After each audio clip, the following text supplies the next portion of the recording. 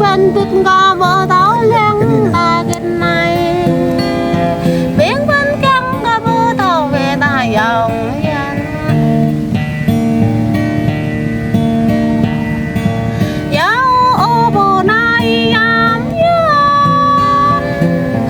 đời dân dân qua đây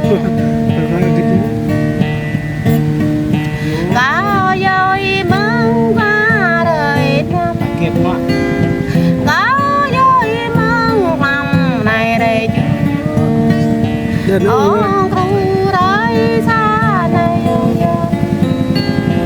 cao nhà tôi nằm đi dòng dân dấu ô bồ này am dân đời dân dân còn đây qua van nó phải là cạo đây ôi ông đi đây ôi ông đọc cả mấy các bạn vào đây đi vào đây